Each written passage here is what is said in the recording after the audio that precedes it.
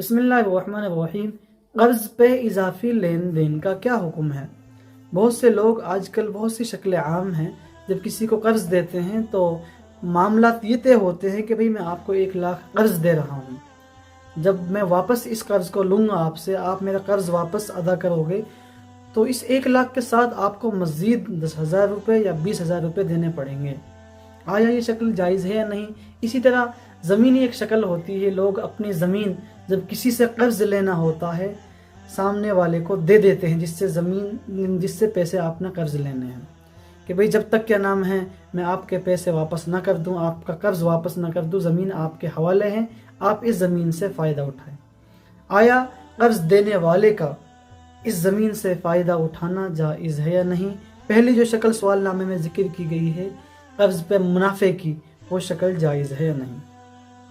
देखिए, आपके दोनों सवालात का बितफ़सील जवाब ये है, भाई कर्ज़ पे किसी भी एतबार का मज़ीद इजाफ़ी लेन देन शरअन जायज़ नहीं है।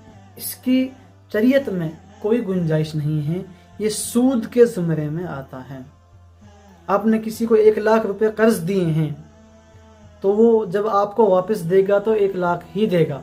अगर आप ये शर्त लगा देते हैं कि भाई आप 1 लाख के साथ 10,000 रुपये मुझे एक्स्ट्रा देंगे, ज़्यादा देंगे, इजाफी देंगे, तो ये अमल आपका बिल्कुल जायज़ नहीं है। ना लेने वाले के लिए ये मामला करना जायज़ है, ना देने वाले के लिए ये मामला करना जायज़ है। कर्ज़ पे किसी भी एतबार से मुनाफा लेना ये बिल्कुल क़तअन शरअन जायज़ नहीं है। इससे बिल्कुल ये इज्तिनाब करना चाहिए।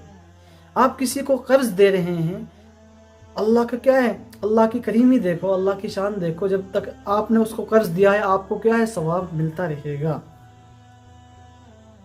और आप इस सवाब पे क्या है, हराम कमाना चाहते हैं। बहरहाल इससे बचना चाहिए। कर्ज़ पे इजाफ़ी लेन देन का कोई मामला करना ये क़तअन जायज़ नहीं है। हाँ, इसमें इतनी गुंजाइश ज़रूर है कि आपने किसी को कर्ज़ दिया, सिर्फ कर्ज़ दिया है, इसमें कोई मामला आपका तय ना हुआ, वो आपको जब आपका कर्ज़ लौटाए अपनी तरफ से बतौर मोहब्बत कि भाई आपका बड़ा एहसान है, आपने क्या है मुझे 1 लाख का कर्ज़ दिया था, 10 लाख का कर्ज़ दिया था, मेरा काम बन गया था, मैं मिठाइयों के लिए आपको 5,000 रुपये 10,000 रुपये देता हूँ, ये अपनी तरफ से वो दे दे, आपकी कोई नीयत ना हो, ये कोई मामला पहले से तय ना हुआ हो, तब तो इसकी गुंजाइश है। लेकिन अगर ये मामला तय हो जाए और आप ज़बान से कह दें या वो ज़बान से कह दें, फिर क्या है भाई, ये सूद के ज़ुमरे में आएगा, फिर क्या ये माली मामलात में अमल जायज़ नहीं है। इसी तरह दूसरा जो सवाल है कि भाई आप जब किसी से कर्ज़ लेते हैं तो अपनी ज़मीन उसके हवाले कर देते हैं कि भाई आप ज़मीन से फ़ायदा उठाएं।